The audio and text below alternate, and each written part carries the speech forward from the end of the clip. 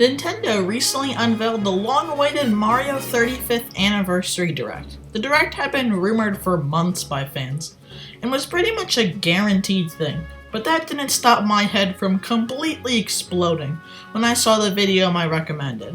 Well, the Mario 3D All-Stars Collection already released, and so did the Mario 35th Anniversary kind of Battle Royale game, there's still so much to talk about. Here are my thoughts on the Mario 35th Anniversary Direct.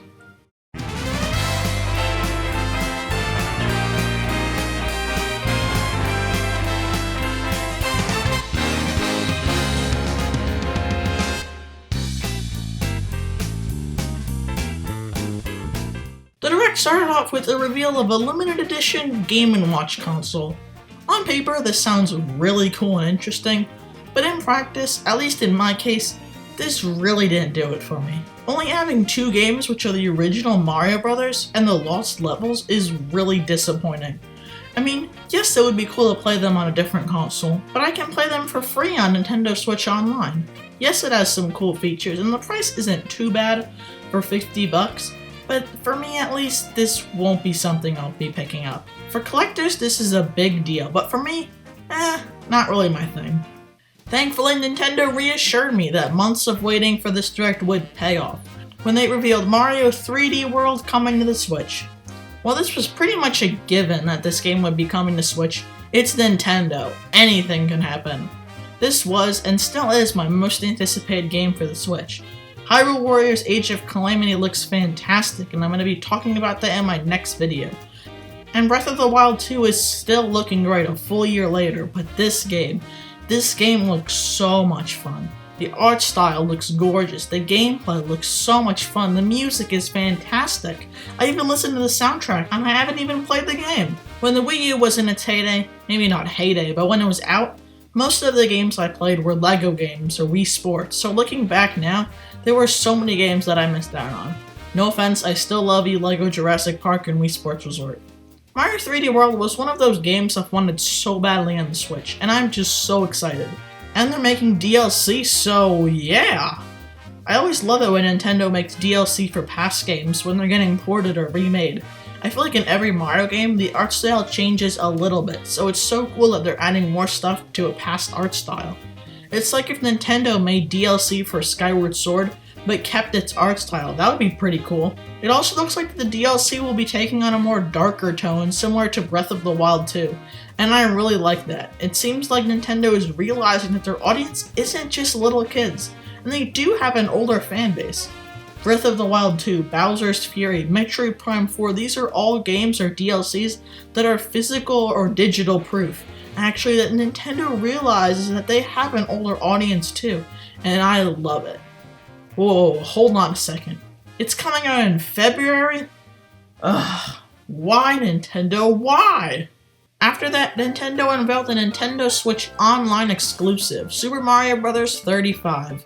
I recently played this game a bit, and I have to say, it's a whole bunch of fun. The style is very similar to Tetris 99, which is great because I've been playing Tetris 99 a bunch recently. The game is a great way to celebrate Mario's 35th anniversary, and it's a lot better than I expected. My only gripe is that it's only playable for a limited time. I just don't understand why they would do this. You make this great game, this great, really fun game, and you only let people play it for a limited time? Come on, Nintendo. People want to play your games, so let them play them. Other than that, the game is really fun and interesting. Next in the Direct, we saw a trailer for Mario Kart Home Circuit. Honestly, I was really surprised by this. I was sure that we would be getting more DLC for Mario Kart 8, or even a reveal for Mario Kart 9, but I am by no means complaining. The concept is so simple but so genius at the same time. Attaching a camera to a real Mario Kart and displaying the camera on the Switch, along with the joysticks being the wheel of the car, is just so awesome. I love how you can make your own tracks around your house and use real-life items as obstacles and boundaries. While it's a bit pricey at $100, I know I can sink hours and hours into this. It's perfect for being cooped up at home. I would much rather prefer that this would come out like 3 or 4 months ago, where we were actually like quarantined in our house, but I'm still really excited. While I'm still deciding about Mario Kart Home Circuit, I do think it's a great idea, that Nintendo fans will have a lot of fun with. It's very similar to Nintendo Labo with that creative element. After that, we saw some cool ways to celebrate Mario's 35th anniversary. Nintendo will be hosting yet another Splatfest, but for Mario power-ups this time. You can get cool pins that actually look really nice. Special Mario-themed furniture will be available in Animal Crossing New Horizons. Mario merchandise will be on sale at the Nintendo store in New York City, and special appearances will be coming to Mario Kart Tour. Nintendo is really going all out for Mario's 35th anniversary. While it is a shame that stuff like Super Nintendo World were delayed, there are just so many ways to celebrate. Moving on in the Direct, we got the release of Super Mario All-Stars coming to Nintendo Switch Online. I've been hoping for this collection to come to the Switch for a while now, and it's great seeing it come to the Switch. The art style looks great, and while I haven't played too much of it except for Mario Bros. 3 a bit, I'm still super happy that they're bringing this to the Switch. I was really hoping for it, and it's really nice that we're getting it. Finally, Nintendo Switch Online is getting some big games and collections.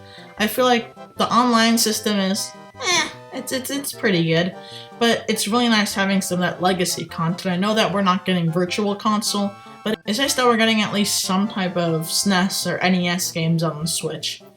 The last main announcement of the Direct was Mario 3D All-Stars.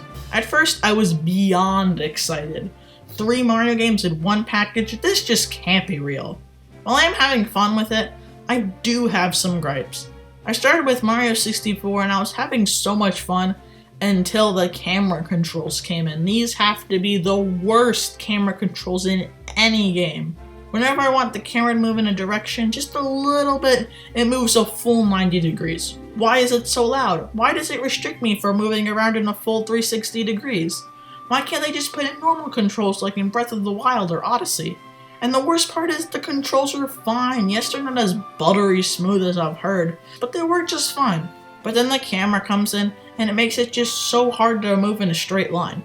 I went to Lethal Lava Land expecting some fun platforming, and it was fun, until the camera kept making me jump the opposite direction and straight into the lava. I can't even tell you how many times I've died to the dumb camera. Other than that, it's been pretty fun so far. I already played Galaxy on the Wii this summer, so I'll probably play Sunshine after 64. But overall, 3D All-Stars is a good collection, but the camera in 64 is just so bad. And, oh wait, what? Oh yeah, it's only available for a limited time. Why? Yes, I got it at launch, so it's fine for me, but for other people, this can be a huge problem. People are going to buy a Switch in the next 3 years, and they're going to have the same problem that we had. Legacy content on the Switch. They want it. They're going to want it. They're going to want it in 3 years. Just like we did. Once Nintendo takes this off the eShop and off of shelves, fans are going to be wanting this because people are going to buy a Switch. The Switch is selling like wildfire, and when you take a game off the eShop, like this, with such a popular, highly requested game, people are going to get mad. And they're going to say, Nintendo, we want this on the Switch. And for us now, the people who have a Switch, this ain't going to be a problem.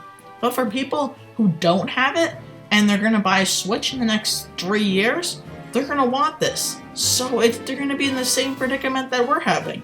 I don't even know if they're going to bring it back. But if they don't, then it's going to be a big problem and a really big complaint. Because Nintendo Switch Online has some okay legacy content. I would have much preferred the Virtual Console. I've heard some very good things about it, even though I didn't get to use it on the Wii or Wii U. But I feel like that would have been so much better. Just let us play these old games. Don't put them into a collection. Don't make them strapped behind Nintendo Switch Online. Just let us play them. And it's just like, why make it a limited time thing? They might as well put Breath of the Wild 2 on limited edition because it's very highly hyped up right now, just like Mario 3D All-Stars was.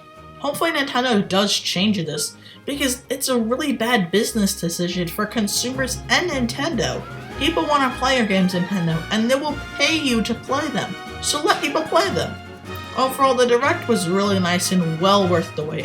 While I do have some problems with some of Nintendo's decisions, I can't ignore the huge amount of great reveals in the Direct. Thank you so much for watching, everybody.